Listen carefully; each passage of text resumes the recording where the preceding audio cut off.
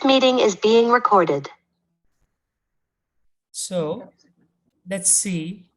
So we have the name, what you're hoping to learn, and then let's do a survey of who am I? Who are you? You ask the question to yourself and answer. Who am I? What does it come to your mind? I am Mira. I am a high schooler. I'm 10th grade. I am. Okay. That's all. You are a daughter too, right? You forgot about that.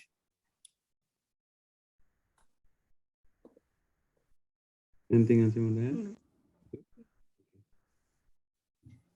Okay. Krishna, who are you? So for me, who am I? Liberates into various things. Number one is the name is just an identity to the world that I can be referred to.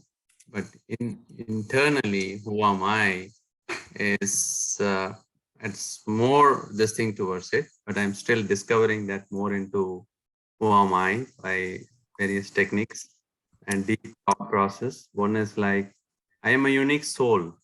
I have this body today, born to this parent, and what is the good deeds, what is the karma that I do is going to make me to be reborn, or I can be kind of non-existent, which is going to be my the ultimate idea and state of human nature, right? As being born as a human. So discovering it, still who am I is still a work in progress question.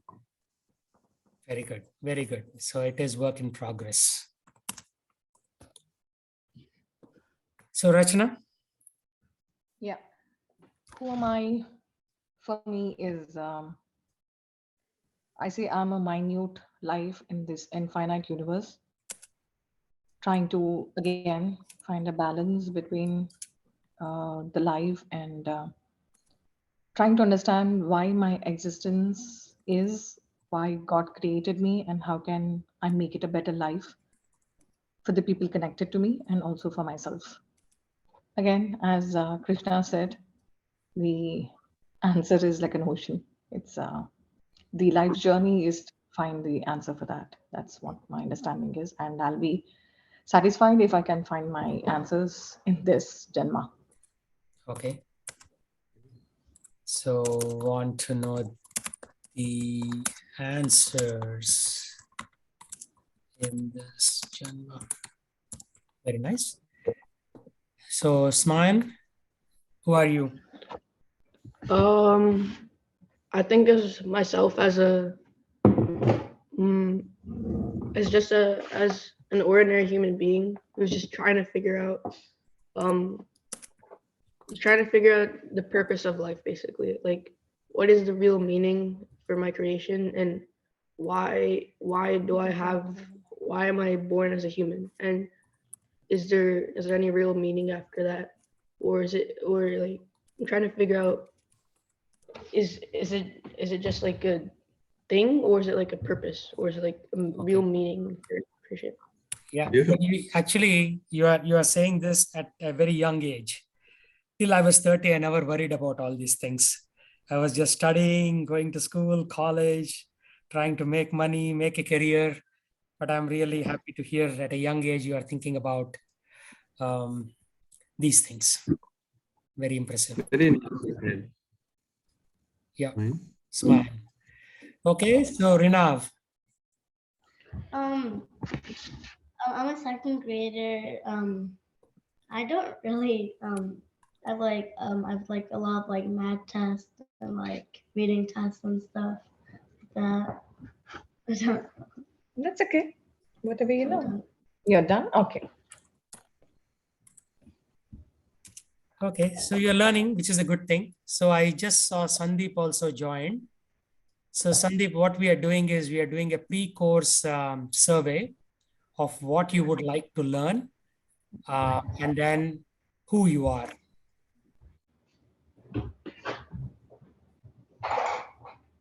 Sandeep, can you hear us?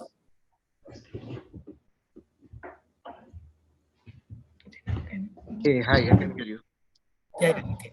So can you say what you're hoping to learn from this course? Are you able to see the screen? Yes. Nice. So what are you Uh, hoping to learn from this course? And then who are you? Nothing in specific as such, but just wanted to understand and hear something maybe like something which I don't know or haven't heard about. Uh, Something maybe useful and it can be implemented in my life. Something that I want to learn. Very nice. Useful in life. Yeah, ultimately, we have to lead a life here on this planet for the next 50, 60, 70 years. So we better know why we are doing what we are doing instead of just coasting along, right? And Yeah. not having any kind of meaning. Like Smain was just saying, he wants to figure out the real meaning of life, which is very, very profound. Okay, and so who are you, Sandeep? I am into IT. And mm, yeah, basically like uh, more onto technical side and taking care of my family and all that. Taking care of family. Yeah, I mean, these are all good designations, but then we will jump into something and then we will find out what that designation really means. So let me save this document as pre-course survey. Oh, today is September 11th, the day the buildings were blown up. And also, famous persons Yeah. there. Okay. So that is good. So having done the pre-course survey, let's jump into our course for today, which is who am I? That's why I was asking you those questions. Who am I? Right? After we do who am I, we will do who is God. I have a different PDF file for that. We'll recap the who am I, and then we'll talk about who is God. And then there are a lot of other things that we'll talk about. We have Bhagavad Gita, like in PDF form in Telugu and in various languages. So if people want to read in local languages, I can bring that up. But first things first. Okay, so in general, when people are asked this question, who am I? It's a very rhetorical question.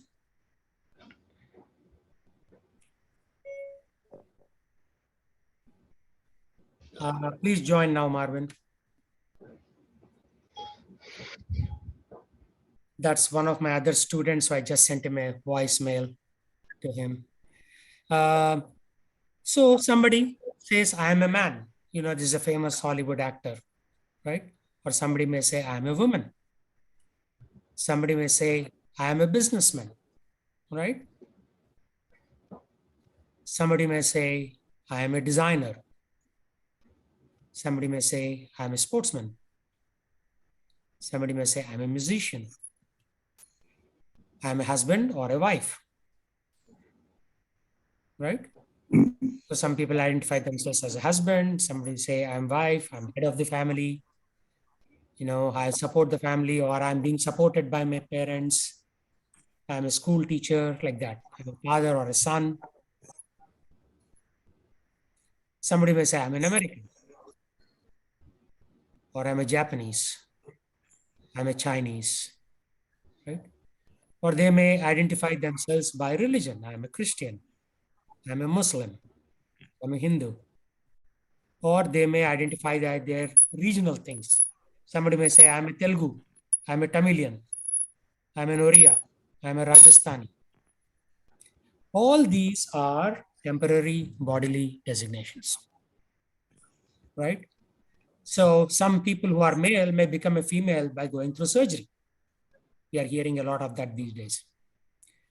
We were all young at one point, and now we are all into our 40s. right? Barring the kids that are there, the 3 kids on the call. So we were young at one point, now we are growing old. Once upon a time, we were Indians. That was our birth land, and now we are American citizens or green card holders, right? So even the land has changed. Occupation, somebody may, first job may have been a programmer, and then they become a team lead, and then they may become a manager, a director, a VP, whatever, right? So people's occupation changes. Their belief system changes. Like, for example, Cassius Clay converted to Muhammad Ali, right? He became a Muslim. A Christian became a Muslim. So all these things are changeable. Male becomes female, young becomes old, birth land changes, occupation changes, belief system changes.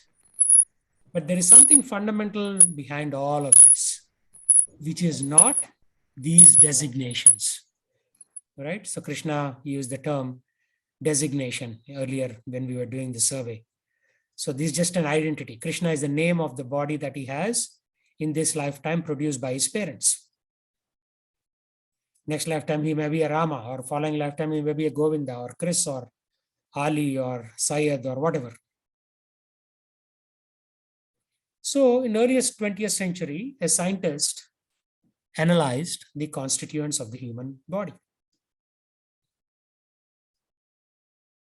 And he found that body is made out of calcium, iron, phosphorus, water, other substances.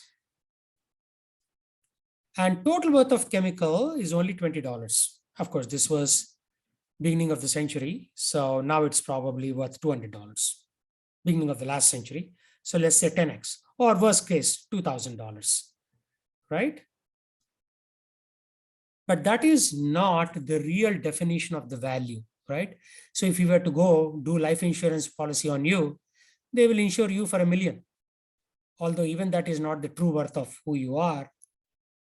But then the total chemicals is only $200. So how come you are worth $1 million? Any thoughts? Chemically, you're only worth $200.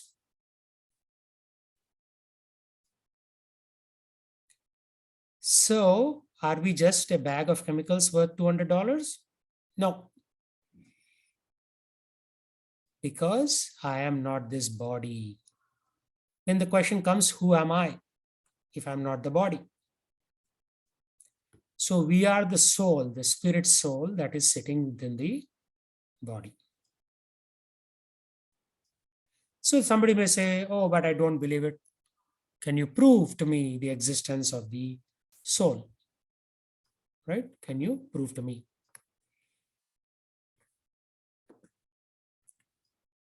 So we may know this by intuition, right? When we say my nose, my ears, my hand, my shirt,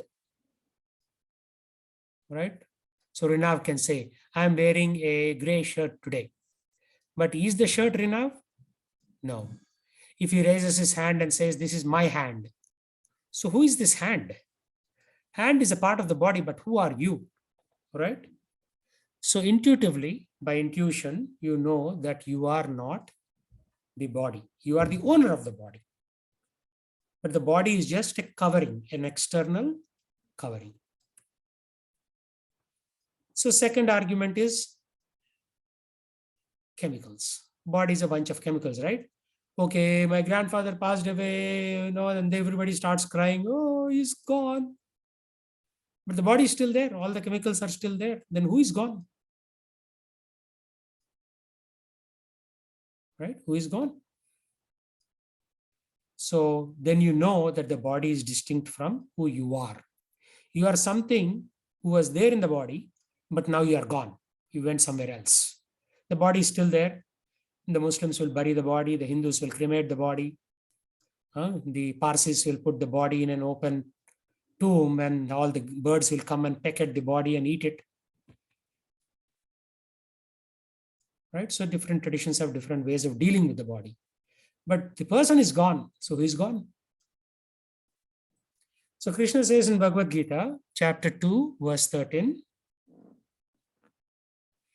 As the embodied soul continuously passes in this body from boyhood to youth to old age, the soul similarly passes into another body at death. And there's a part 2 of this. A sober person is not bewildered by this change. So the soul is put in a body that's called embodiment. So as the embodied soul passes in this body, right? So anybody knows what the Sanskrit verse is for this?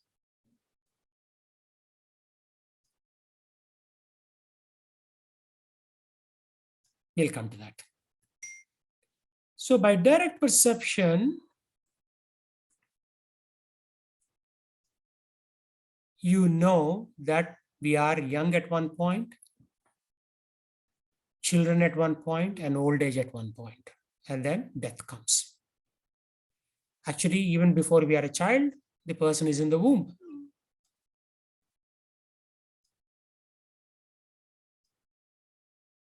Right? So the soul enters the womb. That is this whole debate about abortion is good or bad, right?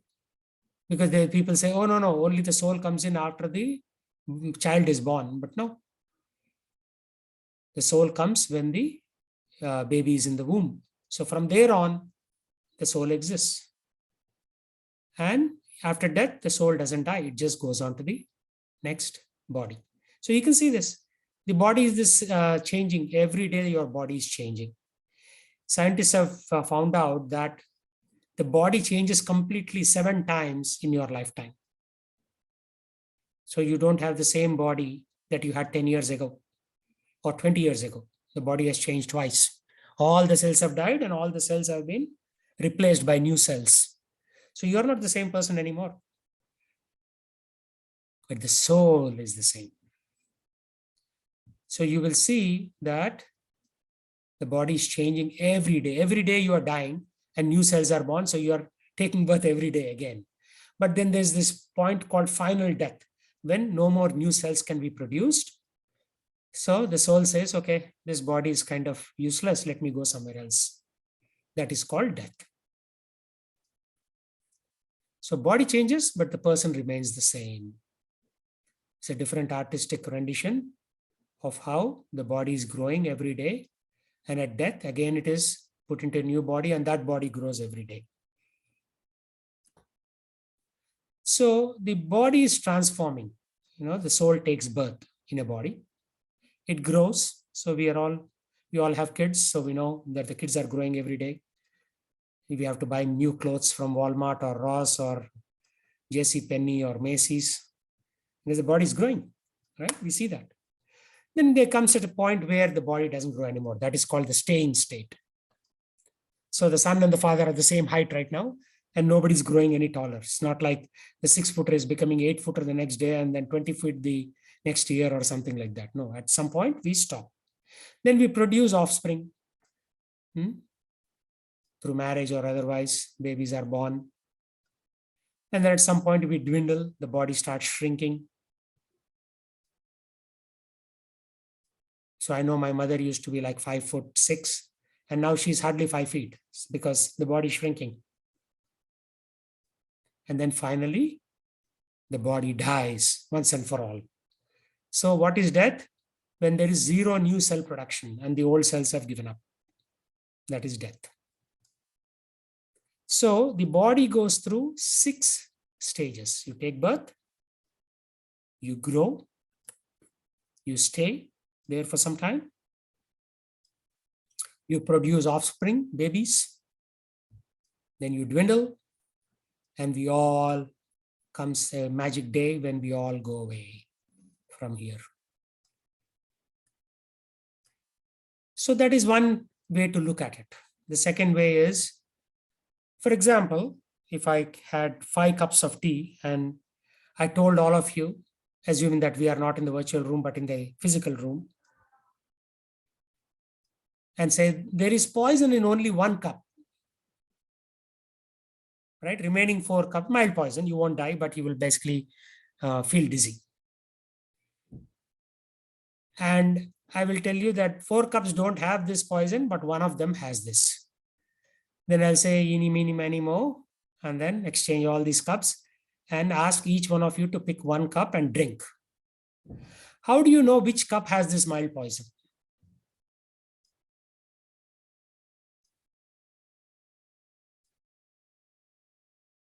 How do you know?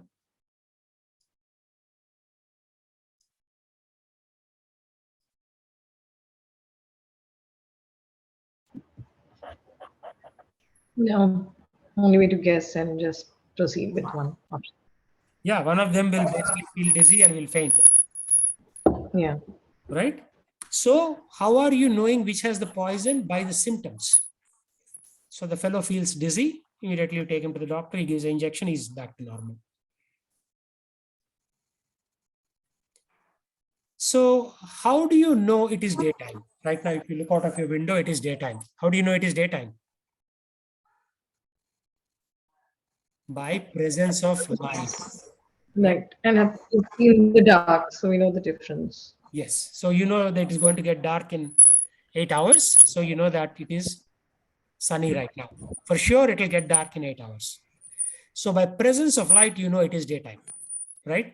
Even if there is heavy cloud cover, you still know it is daytime because the night light is different than the daylight.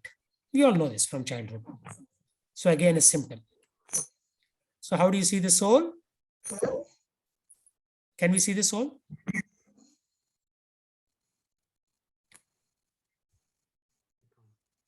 Can we see the soul? Why not?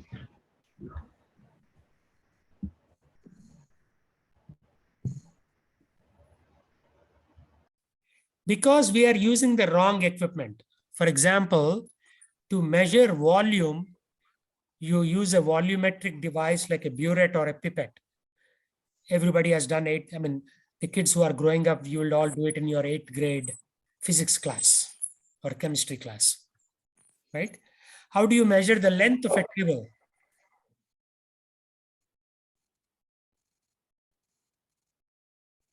You use a tape measure, right? You've all done that. When you want to buy furniture in your home, don't you measure it? Measure the space in your home and then you go to the store? Or you just buy a product and then pray that it will automatically fit? So you use a linear measuring device called a scale or a ruler or a measuring tape. So the challenge is when people say, how do I see the soul? They are thinking that soul is to be seen with their eyes, right? No, that is not the measuring device for the soul. So even in physical and chemical sciences, the devices are not interchangeable. And same in spiritual sciences, the devices are not interchangeable. You don't see the soul with your eyes. You perceive the soul in a different way through consciousness, right? So the symptom is consciousness. How do you see the soul? Consciousness. Same thing. If somebody says, how do I see God? What is your answer? Through Believe. consciousness. Yeah, consciousness. So God's presence is known through consciousness. You cannot see him. Of course, you can see him in the temple in the form of Archa Vigraha, where he descends into the deity made out of stone or rock or plastic or metal or clay, right? Deities are made with all these substances. So, and then you do prana pratishtha and then you invite the deity to come and sit there. But then it's only through consciousness. It is not through eyes. So what are the 3 activities of consciousness? Thinking, feeling, and willing. First you think. Anything starts with a thought. Right? Stephen Covey says in his book, The 7 Principles of Successful People or whatever it's called. Right? He says you do everything twice. First you do it in your mind, you think, and then you do it physically. Agreed? You don't randomly do things. First you do it in your mind. You think, oh, maybe I won't go to the movie. I'll go to the Bhagavad Gita class today, because there is some value in the Bhagavad Gita class. So first you are thinking, then you are feeling, oh, if I went there, I will learn something. It'll be good for me. Then you finally will. Then you tear off that movie theater ticket and then you go to the Bhagavad Gita class. Or to begin with, you won't even buy that ticket, right? You are smart enough. Not like an animal. Animal acts in retrospect. Human beings act by forecasting. Oh, this is what if I do, this is the outcome, this is the consequence. So we do a lot of the things in our brain and we don't even make mistakes. I mean, of course, we still make mistakes, but for the most part, we avoid those mistakes. So these are the three symptoms of consciousness. First you think, then you feel, then you will. Any thoughts, questions? So Bhagavad Gita is basically a psychology book. If you read, there is psychology in Bhagavad Gita, there is engineering in Bhagavad Gita, there is multiple biology in Bhagavad Gita, everything kind of intertwines. So it takes from the physical realm into the spiritual realm gradually. So somebody may say, oh, I can create a machine which can move, see, speak, memorize, and respond.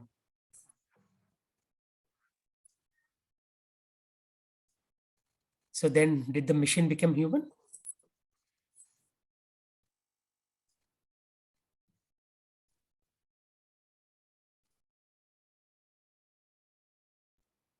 Did the machine become human?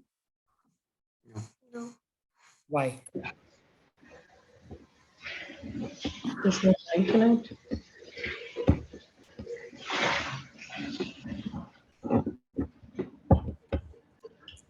Because there's no life.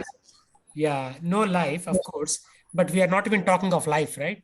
We are talking step by step, mechanically.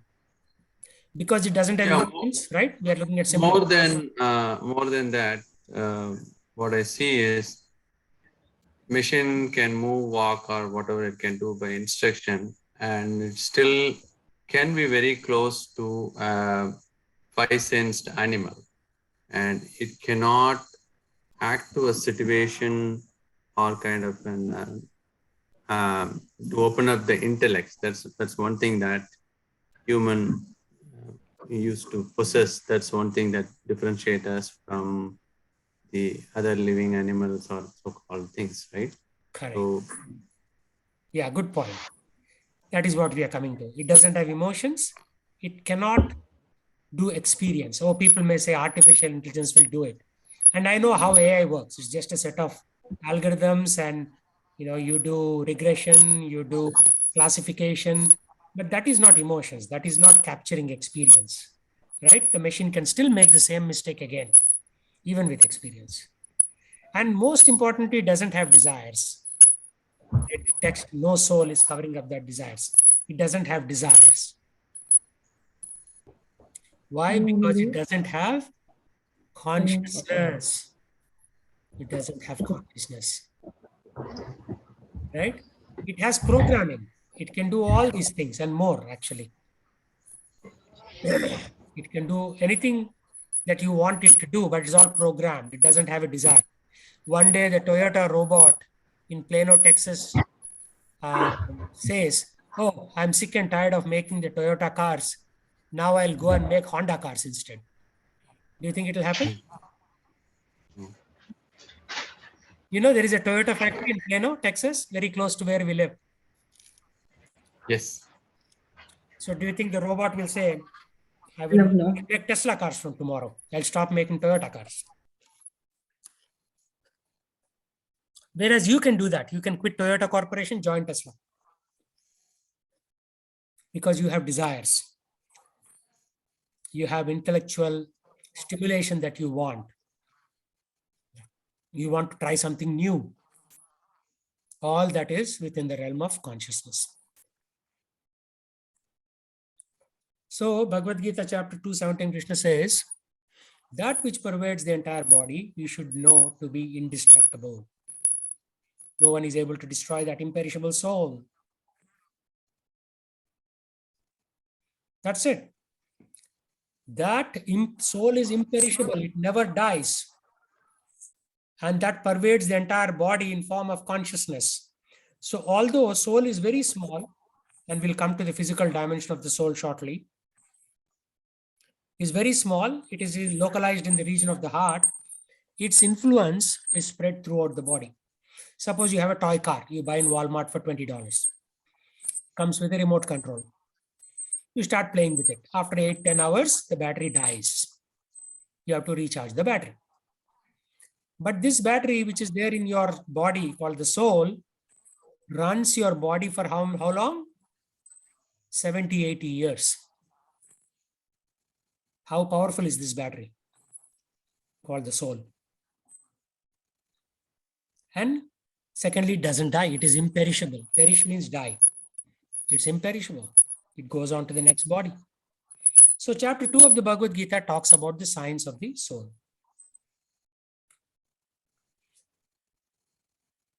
So wherever you see presence of consciousness, the soul is there. So soul is there in a giraffe. It is there in a fish. It is there in a bug. It is there in an animal like a cow or a lion. It's there. Wherever you see presence of consciousness. So animal consciousness, like Krishna was saying, they cannot make decisions very, with great intellect, right? Only humans can do that.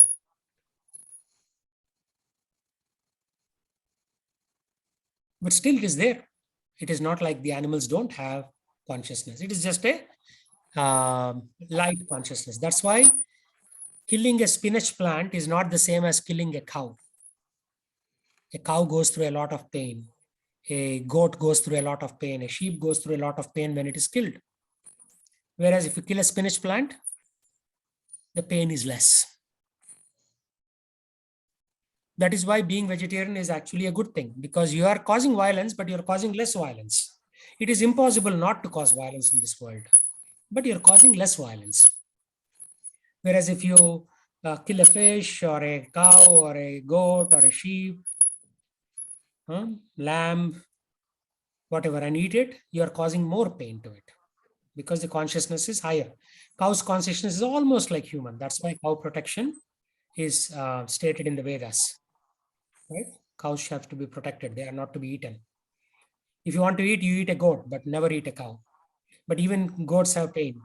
So better is to become a vegetarian because of this consciousness, right? You are affecting somebody, some living entity's consciousness. More about that later. So body appears to be alive, but that is so due to the presence of the soul, right? We talked about it. Your grandfather died, for example. The body is still there. All the chemicals are there, but the soul is gone. So car is like the body. Driver is like the soul. So you have like a $500,000 car in Indianapolis where you're doing the racing, or not $500,000, maybe $1 million per car. So without the expert driver, you cannot win the race. You need an expert driver who knows how to swing by every curve, how to anticipate competition, how to outwit competition, cross them when you're driving the car. It is not just like how good a driver you are. It's a game of strategy, right? You have to see, if I take the inner curve, this is what will happen. This is the momentum. If I take the external curve, the momentum is more. So maybe I can overtake that fellow, but I then have to travel more distance, right? If you look at concentric circles, the external circle has a higher diameter than the internal circle. So all these things have to be taken into account in order for us to win that Indy race. For us to win the race, we need to take so many things into account. That's why you need a driver. You cannot just put in autopilot and expect to win a race car race. There's so much real-time processing the person has to do. So car is like the body and driver is like the soul. So going back to the previous slide, body appears to be alive because it is due to the presence of the soul. Body appears to be alive because of the soul. So thank you, Vasudev, for joining. I know you missed a few of the previous slides, but it's not too much, so you can keep following along. Yeah, sure. So think of the car as your body and think of the driver of the car as your soul. Without the driver, the body won't function. No matter how many chemicals, how many vitamin D, vitamin C you inject into the body, a dead body will not come back to life because the soul has left the body. Remember what we talked about? Wherever you see the presence of consciousness, the soul is there. The car is not conscious. Car is just a machine. If you put petrol, it'll run. But you need that soul, the driver, to drive that body.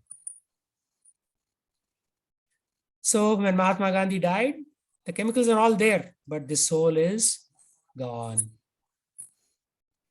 So this one, it is kind of a mumbled up text. So I will go to the next one. So Krishna says in Bhagavad Gita 2.22, as a person puts on new garments, giving up the old ones, the soul similarly accepts new material bodies, giving up the old and useless ones. So the Sanskrit is Vasamsi jirnani yata vihaya navani grihnati naroparani tata sharirani vihaya jirnani anyati samyani navani dehi. Navani dehi means you get a new body.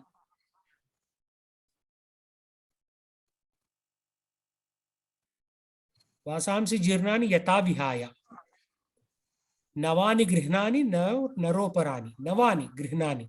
It needs a new home. The soul needs a new home. When the old home, called the body, can no longer accommodate your requests, then the soul says, this body is bad. I want to leave it now. That is called death. Right? So suppose you have a nice polo shirt that you buy for $70. You go to the polo showroom, you buy $70. It's probably even more expensive now. With inflation, maybe $100 for a shirt. Then you say, wow, I love this shirt, man. So I keep on wearing it. Day 1, day 2, day 3. By day 3, it starts stinking. Day 4, 5, nobody can come 5 meters from you. Then at some point, you have to either throw it away or put in the washing machine, right? You cannot keep on wearing it because it's a $100 shirt. Similarly, when the body becomes useless, the soul says, okay, sir, I'm leaving you now. I'm going to a new body. That is called death. And when you enter the new body, that is called birth. So we never die. That's the most important point of the Bhagavad Gita. You never die. I mean, there are other important points, but for now, we are in chapter 2. That is the most important point, that you never die. That is why we go to Swadeshi market, we give out these books to teach people that they are eternal beings and that they have to change their worldview of what to do with their lives. So how do we prove that? There are a number of near-death experiences. So Emory University, it is a university in downtown Atlanta, Georgia. It will take about 10 hours if you get into a car and drive on Highway 20 towards Georgia. So there the professor, Dr. Michael Sabum, did research, not on one case, 2 cases, but on 2,000 cases. 2,000 cases, he did this research. So one day, there was an ambulance making sound, wee, wee, wee, wee, wee. And the patient was pulled out. He was taken to the emergency room. They were putting him oxygen. They were doing the electric shock on the chest to reactivate him. And they finally managed to save him. So after this person was saved, this person said, doctors, you were talking about the game of golf while you were treating me. So this person was about to die. So how did he know that the doctors were talking about a game of golf while they were trying to resuscitate him? like, rejuvenate him. Which means the body is almost dead, but the soul wasn't dead, right? So the soul typically was hovering on top of the, surgery room, and the soul was basically perceiving all the conversation. The soul was seeing the doctors, the soul was seeing the body. So temporarily it went out of the body and then again it returned. Suppose the body is burnt. Can the soul re-return into the body? No. No. So that is when it will go and find a new body. That is why there are more ghosts in the Christian and Muslim tradition than in the Hindu tradition, because burning the body, the attachment for the body goes away. Whereas in the Christian tradition, if you bury the body in a crematory and in a graveyard, the soul is saying, oh, you buried my body, someday I will re-enter that body. So the soul is attached and it stays on nearby tree as a ghost. There are a lot of research on ghosts also, different topic for a different day. So Ian Stevenson, professor of psychiatry at University of Virginia. So about 3 states above Georgia, where Emory University is, there is state of Virginia. University of Virginia has a very strong psychological department. What he did, he also investigated over 2,000 cases of reincarnation. So in this case, this little girl was saying, I don't belong here. I live in the neighboring town. Take me there, take me there. So the parents took this small girl to the neighboring home. She said, Arey, there was supposed to be a wall here. What happened? No, sorry, a door here. What happened? Now it is covered with a wall. Somebody said, yeah, a few years ago, they put some bricks at the door and they covered it up. And then everybody is surprised. This small 6-year-old girl is talking about some event which happened 20 years ago. She was not even on the planet at that time, right? Supposedly. And then she went in and she said, oh, there was like 2-3 tall sons. She said, bete kaise ho? This is the real story, by the way. You can go to University of Virginia archives and download this case study. Bete kaise ho? And she's saying, Arey, you are a 6-year-old girl. You are calling me bete? What do you mean? She said, I used to live in this house last life as your mother. And then nobody believed. So one of the son was a guard. So guards have service revolvers, guns, right? She said, I know where you keep your gun. He said, how do you know? Because I know. Okay, where do I keep it? See, in this almirah, there is a safe. You hide your gun behind that safe.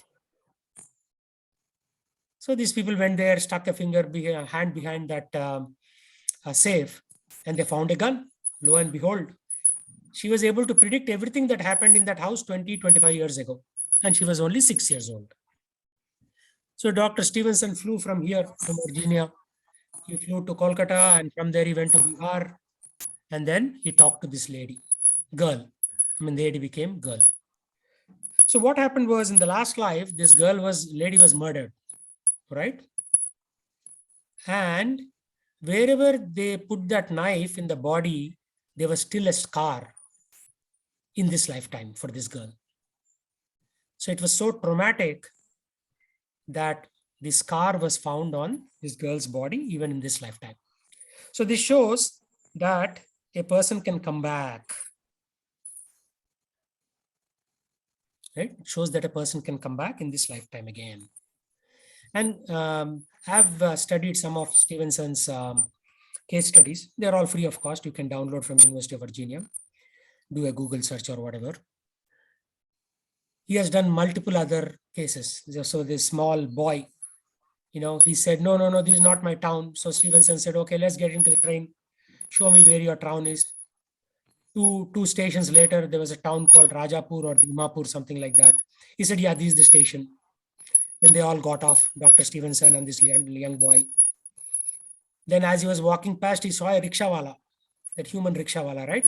Before autos became popular, they were human rickshaws and tongas. He says, hey, Ramu, kaise ho? And he says, who are you? Why are you calling me Ramu? You are such a young boy. He says, yeah, I know you from last life. Then he took to his home and this and that. So he was giving complete description of spontaneous memories of his past life. And there was one other girl in United States. She claimed she was a World War II pilot. No, sorry, not pilot, World War II nurse. And she was giving extensive cases of what she did when she was a nurse, what she did when she was a cobbler, like that. She was recalling multiple past lifetimes.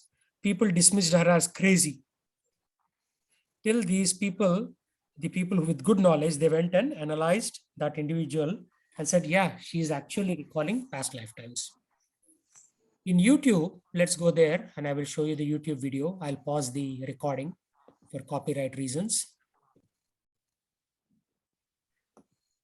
So in this way, we saw the story of James Lineker in YouTube, about how he was a World War II pilot and how he reincarnated in this lifetime in Chicago, and how he confused his parents, and finally they actually traveled to that place, Natoma Bay, and then find out where the plane was taken down in his last lifetime.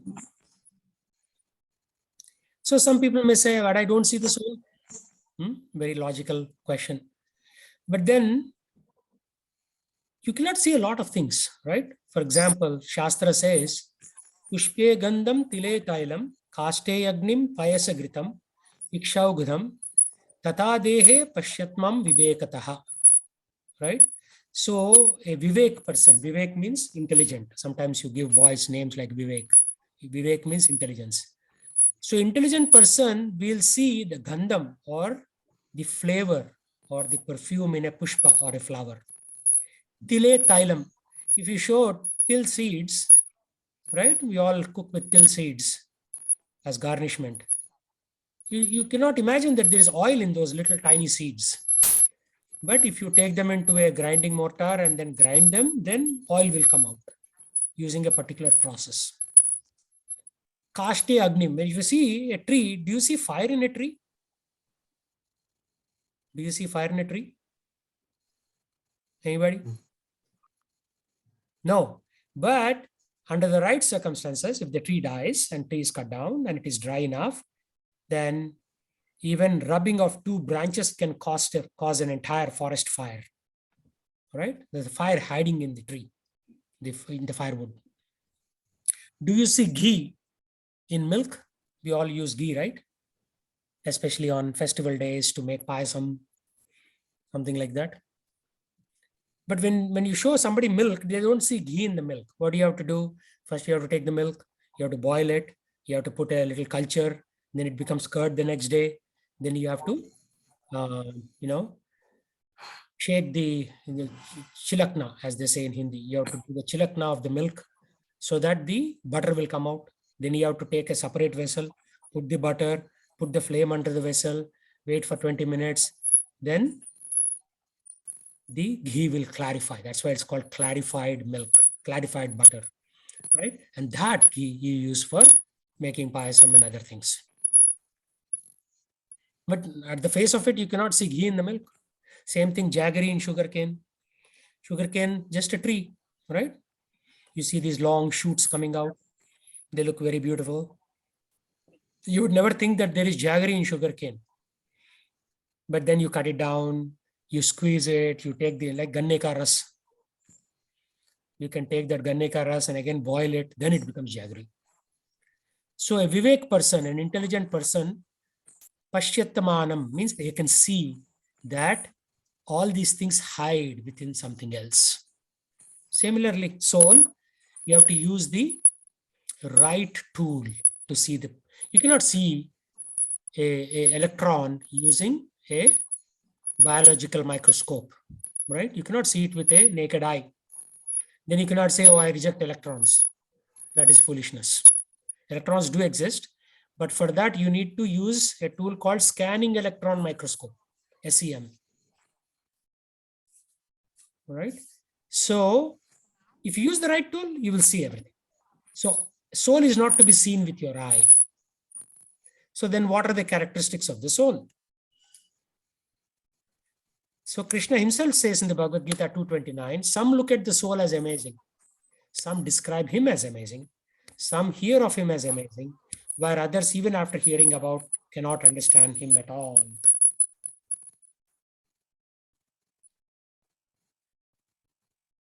Right? It's very difficult to understand the soul. So we have to keep hearing and keep researching and keep observing things. Oh, I see a dead, animal on the road. Like sometimes in highways, the cars go at great speed, they hit an animal, the animal dies.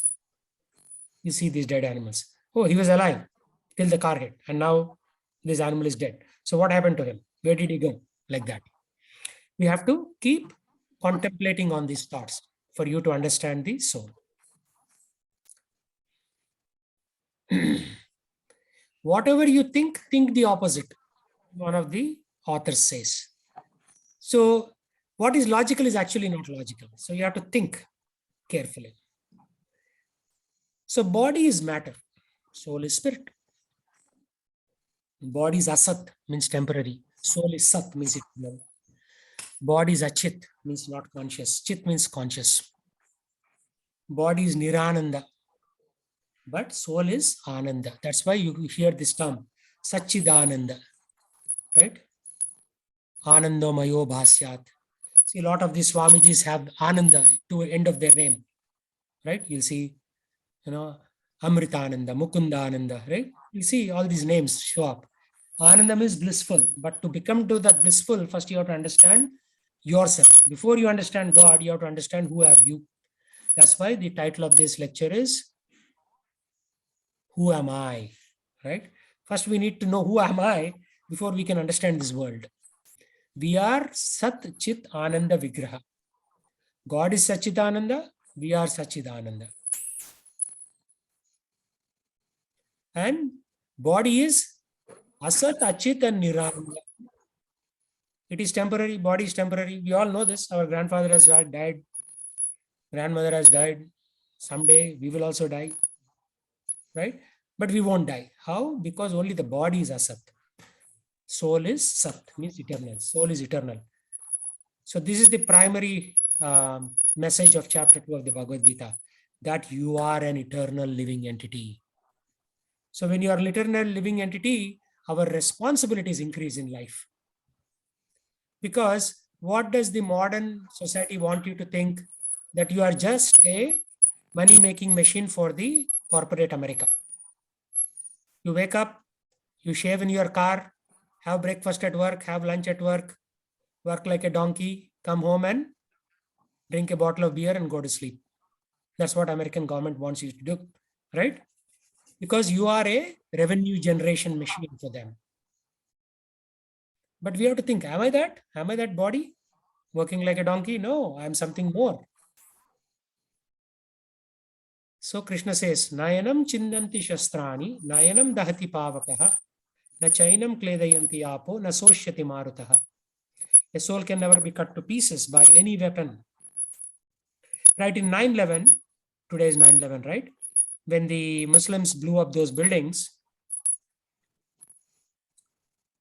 2,000 people died. But Krishna is saying, cannot be burned by fire. So the bodies were burned by fire, right? The 9/11, the Twin Towers caught on fire after that, right?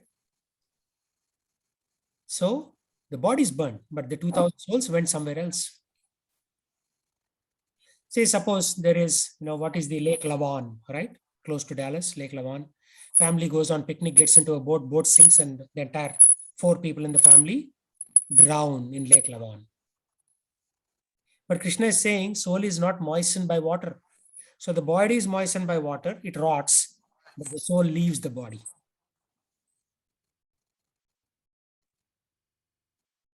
Right? In this way, it cannot be cut into pieces by any weapon, like the Americans put in missiles in Iraq, right? Patriot missiles, as they're called. They went in and blew up some buildings. But the soul cannot be cut to pieces. The body is cut to pieces. Body is literally evaporated at that point, cut to millions of pieces with those bombs. But the soul can never be cut to pieces. That is the message of Krishna. And he also says, Natvam eham jatunasam, Natvam neme janadipaha, na chaiva na bhavishyamaha, sarve vayam atha param. Never was there a time I did not exist, nor you, nor all these kings. Why? Arjuna is saying, I don't want to fight with these kings. Some of these kings are my uncles. Bhishma is my grandfather. Kripacharya, Dronacharya, these are my gurus. How can I kill my guru? Krishna, you are wrong. He was giving worldly intelligence to Krishna. Krishna is just smiling. And then he says, Natvam eham jatunasam. Right? Never was there a time I did not exist, nor you. We were always there. Nor in the future shall any one of us cease to be. Means we all are eternal living entities. We never die. Which means you have to be very careful. Any activity we do now will form karma and will come back to us, to haunt us in some future lifetime. One of my friend's son, 17-year-old, he was driving a motorcycle from Seattle City to Sammamish, where I used to live. A truck hit him, he died on the spot. And he was saying, how cruel is God? How cruel is fate? How cruel is the truck driver who hit? But you're only looking at a limited perspective, right? Only this lifetime. This person must have killed somebody in one of his past lifetimes. And therefore, he had to be killed in that brutal manner by karma, law of karma.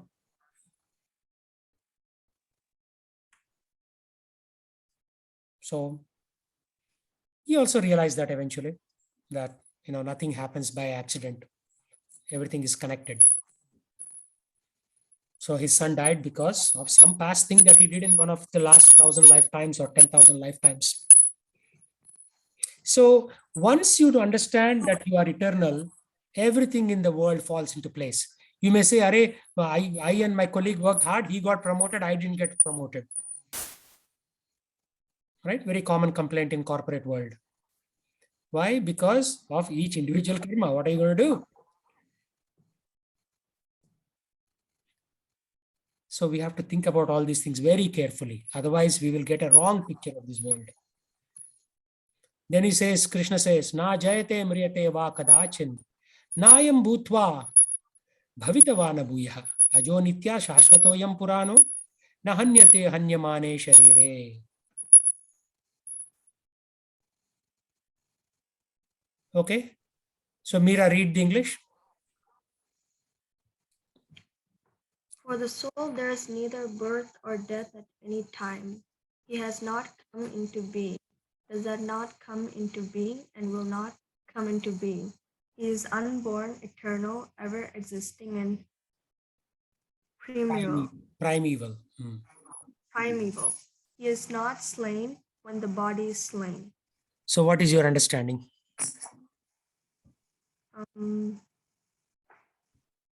That there's always transformations, and if there's birth or death, it will keep going over. It's like a flow. So yeah, there's birth, there'll be death, and reincarnation will keep coming. Yeah, very good. You know the meaning of primeval? No, I don't. Anybody knows the meaning of primeval?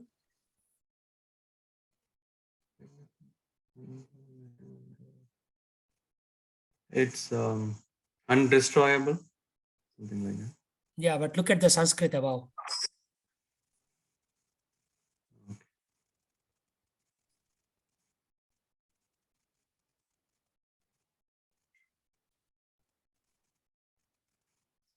Shashvato yam purano means since the beginning of time. Purana, like they say in Hindi, right? Purana means old. But do you know how Purana this is? This is the beginning of time. So souls were starting from beginning of time. Right? And Shashvat means always there, ever existing. Right? Hindi comes from Sanskrit. Telugu comes from Sanskrit too. Shashvatam, as they say. Puranam means old.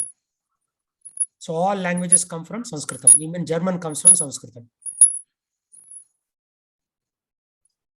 Sharira. Shariram, we say, right? Means that is body. So it's not very difficult to learn Sanskritam if you know one of the Indian languages, you're already 50% there.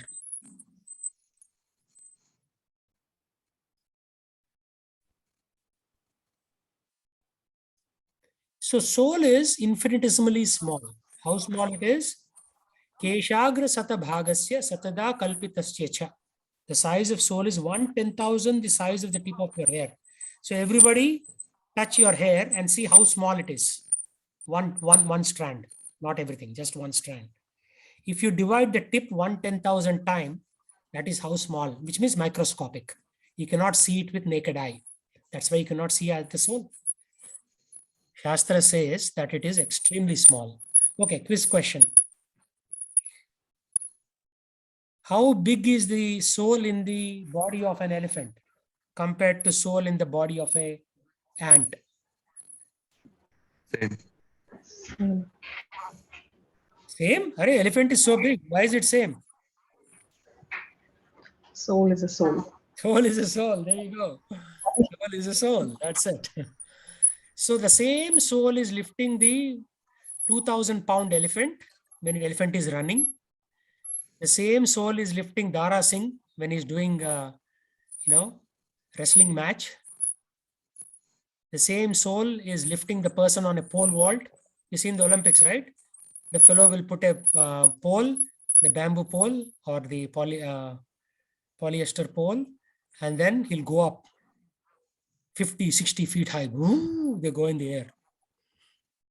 The same soul is lifting that person in pole vaulting. Same soul. It's situated in region of the heart. It gives the energy for heart to flutter. It's your battery. So you are not living because you're eating rice and sabji. Rice and sabji is for the body. You are alive because soul is the reason that you are alive. And heart is fluttering. The soul is pumping the blood. Your rice and sabji is not pumping the blood. Right? The soul is pumping the blood. Vasamsi jirnani yata vihaya navani granati naroparani tata sharirani vihaya jirnani anyani samyati navani dehi. We talked about this before. You give up old and useless bodies and take up a new body. Right? In this way, we are eternal. We never die. Okay. So I know we can cover a lot, but any questions?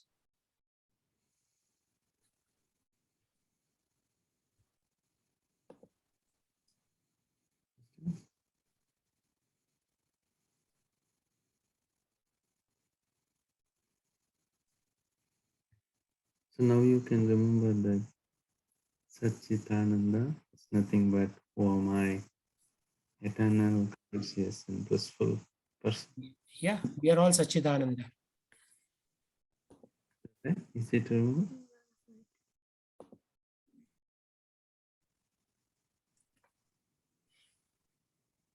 Right? Which means now our responsibility is higher. Whatever step we make, it is being monitored. So we have to do the proper things and we have to think about how our soul can be liberated from this material world and how we can go back to the spiritual world, because we didn't come from here. We are just here temporarily. So how do we go back? That is an important aspect that one has to come to. And it's a lot of training that is required. It's because theoretically we know from this class that we are the soul, but to practically realize that will take an entire lifetime. Entire lifetime. Okay, so now let's do some chanting.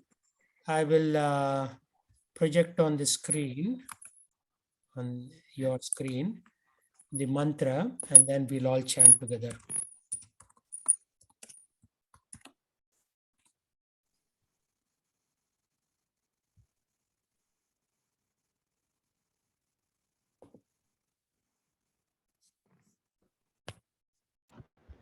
Okay, so before this mantra, we say one more mantra. So repeat after me. Sri Krishna Chaitanya, Sri Krishna Chaitanya, Prabhu Nityananda, Prabhu Nityananda, Shri Advaita, Shri Advaita, Gadadhara, Gadadhara, Shrivasadi, Srivasani, Gaura Bhakta Vrinda. What is that? Gaura Gaura, Gaur, Bhakta Data, Bhakta Vrinda. Bhakta, Vrinda. Vrinda. Now I'll show it to you on the screen later.